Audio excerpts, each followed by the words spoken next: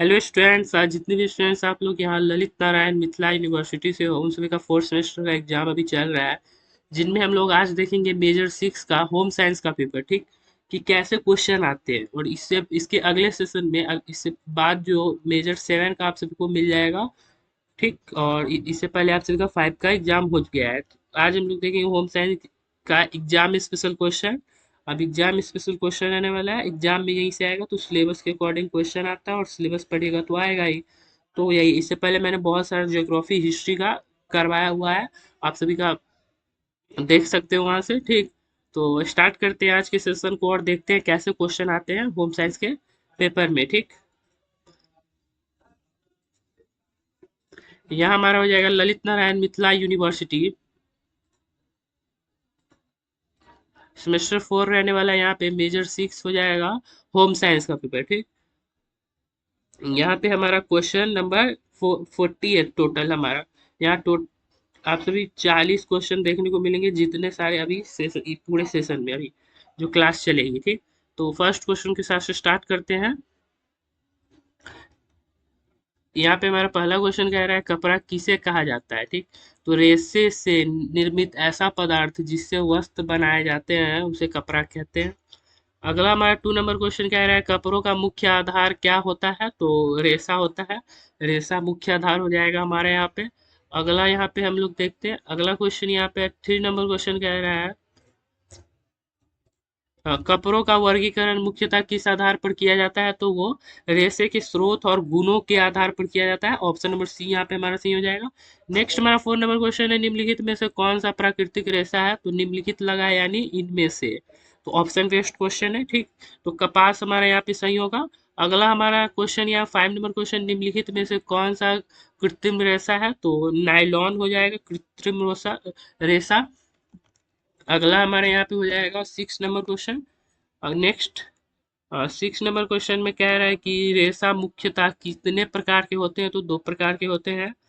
Next हमारा 7 number question प्राकृतिक रेशों में मुख्यतः किन स्रोतों से प्राप्त होता है, तो वो वनस्पति पशु और खनिजों से प्राप्त होता है। नेक्स्ट 8 नंबर क्वेश्चन हो जाएगा निम्नलिखित में से कौन सा वनस्पति रेशा है, तो कपास हो जाएगा। ऑप्शन नंबर सी यहाँ हमारा बिल्कुल सही हो जाएगा। अगला देखते हैं, अगले क्वेश्चन की तरफ बढ़ते हैं। अगला क्वेश्चन हमारा 9 नंबर क्वेश्चन हो जाएगा ऊन किस प्रकार का प्राकृतिक रेशा हो जाएगा, तो यहाँ पे पशु रेशा हो जाएगा ऊन। ऊन ये जो निकाला जाता है भेड़ से, वही हो जाएगा, भेड़ बकरी से। तो यहाँ पशु है लिखा हुआ है, तो पशु रेशा हमारा ऑप्शन सी सही हो जाएगा। नेक्स्ट हमारा है 10 नंबर क्वेश्चन रेशम किसे प्राप्त होता है, तो रेशम किससे प्राप्त होता है, तो रेशम हमारे कीट से प्राप्त होता है, रेशम के कीट से।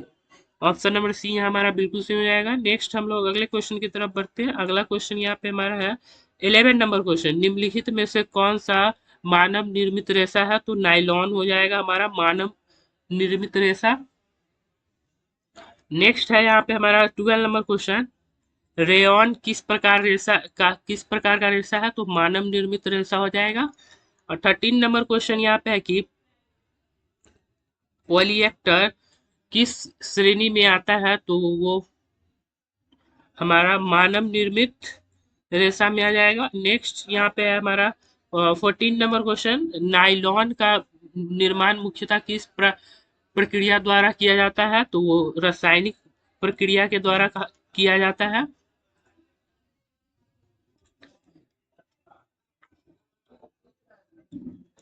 15 नंबर क्वेश्चन यहाँ पे हो जाएगा रेशों की पहचान किससे में किस गुण का विशेष महत्व होता है, तो भौतिक एवं रासायनिक गुण का विशेष महत्व होता है। 16 नंबर क्वेश्चन है कि सूत मुख्यतः कितने प्रकार का होता है, तो 2 प्रकार के हो जाएंगे हमारे। अगला हमारा यहाँ पे है 17 नंबर क्वेश्चन साधारण सूत की विशेषता क्या होती है, तो वो सरल रचना में होती है, ठीक। 18 नंबर क्वेश्चन है कि सूत की शक्ति से क्या तात्पर्य है, तो खींचने पर टूटने से पहले सहन करने की क्षमता उस सूत की वो शक्ति हो जाएगी, खींचने से पहले टूटने की क्षमता।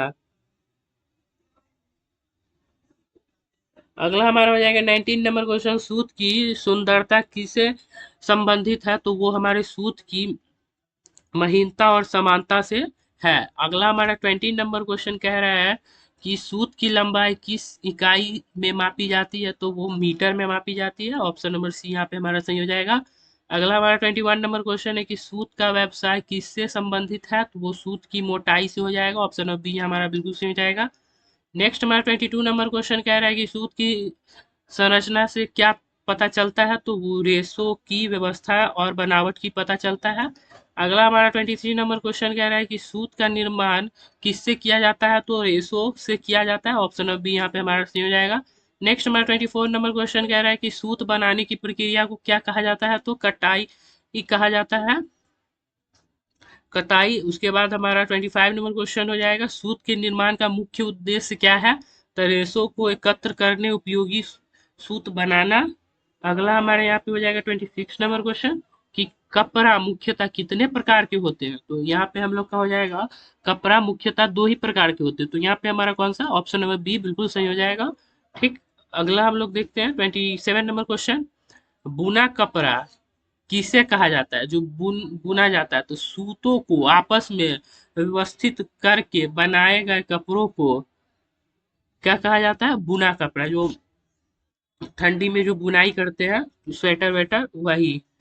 ठीक। अगला हमारा हो जाएगा 28 नंबर क्वेश्चन, बुनकर कपड़ा किससे बनाया जाता है, तो बुनकर कपड़ा रेशों को बिना बुनाई से जोड़कर बनाया जाता है। तो यहाँ पे हमारा गैर बुना कपड़ा है, तो गैर मतलब होता है नहीं, तो रेशे को बिना बुनाई के जोड़कर बनाया हुआ कपड़ा गैर बुना हुआ कपड़ा कहलाएगा। अगला हमारा 29 नंबर क्वेश्चन हो जाएगा, बुने हुए कपड़े का निर्माण किस प्रकार किया जा सकता है, तो हस्त निर्माण तथा मशीन निर्माता दोनों प्रकार किया जाता है। हस्त हो जाएगा हाथ से निर्मित कर सकते हैं, या उसे मशीन, दोनों प्रकार से कर सकते हैं, सही होगा। ठीक। अगर आप सभी के एग्जाम में अगर हस्त निर्माण दिया है और इतना सारा नहीं दिया है, तो हस्त निर्माण पे टिक करना। अगर मशीन दिया रहेगा ये नहीं दिया रहेगा, तो मशीन वाले निर्माण पे सही करना। अगर दोनों दिया हुआ है तो दोनों वाले पे सही करना। ठीक। अगला हमारा हो जाएगा 13 नंबर क्वेश्चन, वस्त्र का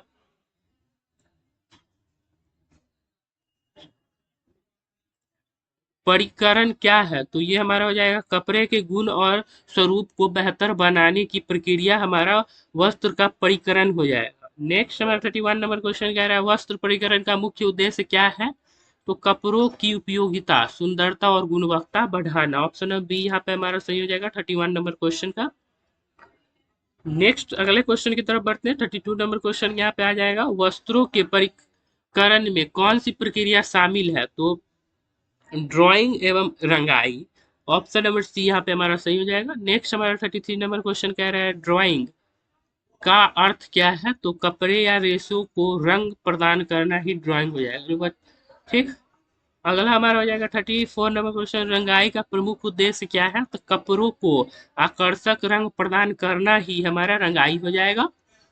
अगला हमारा 35 नंबर क्वेश्चन हो जाएगा, वस्त्र का वर्गीकरण किस आधार पर किया जाता है, तो वो निर्माण विधि और गुण के आधार पर किया जाता है। ठीक। अगले क्वेश्चन की तरफ हम लोग बढ़ते हैं। 36 नंबर क्वेश्चन यहाँ पे हमारा कह रहा है, वस्त्रों की देखभाल का प्रमुख उद्देश्य क्या है, तो यहाँ पे हमारा ऑप्शन है बी सही होगा कि वस्त्रों की गुणवत्ता और उपयोगिता बनाए रखना ही वस्त्रों की देखभाल हो जाएगा। 37 नंबर क्वेश्चन हमारा अगला है कि वस्त्रों की उचित देखभाल में क्या शामिल है, तो धुलाई, सुखाना और इस्त्री करना। धुलाई और सुखाना और इस्त्री करना ही हमारा वस्त्रों की उचित देखभाल हो जाएगा। ये ऑप्शन नंबर सी यहाँ पे हमारा बिल्कुल सही हो जाएगा। अगला हमारे यहाँ पे है 38 नंबर क्वेश्चन, वस्त्रों को भंडार करते समय क्या ध्यान रखना चाहिए, तो उससे उन्हें साफ और सूखे स्थान पर रखना चाहिए। ये सब आप जो जितने लड़कियां होंगी उस सब के लिए तो नॉर्मल होगा कि डेली वही काम रहता है, ये तो बिना पढ़े भी बना सकते हो आप लोग। अगला हमारा हो जाएगा 39 नंबर क्वेश्चन की, वस्त्रों को लंबे समय तक सुरक्षित रखने के लिए क्या आवश्यक है, तो उचित साफ सफाई और सुरक्षित भंडार भंडारण यानी अच्छे से रखना भंडार करके। अगला हमारे यहाँ पे हो जाएगा 14 नंबर क्वेश्चन की, वस्त्रों के भंडार के लिए कौन सा स्थान उपयुक्त है, तो सूखा, साफ और हवादार स्थान। ठीक, बस इतना ही था। सेशन स्टार्ट होने से पहले हम बता देते, टोटल 14 क्वेश्चन था, आप लोगों ने 14 क्वेश्चन देख लिया। उम्मीद है आप लोगों ने पूरा क्लास देखा हो, पूरा सेशन आप लोगों ने कंप्लीट किया होगा, कोई बच्चे तो आधे पे ही भाग गए होंगे। ठीक, ये हम लोग देखे थे मेजर 6 का, और मेजर 7 आप सभी के लिए अगले सेशन में अपलोड कर दिया जाएगा, उसके बाद MIC का मिल जाएगा। तब तक के लिए इतना ही, मिलते हैं नेक्स्ट वीडियो में। Thank you.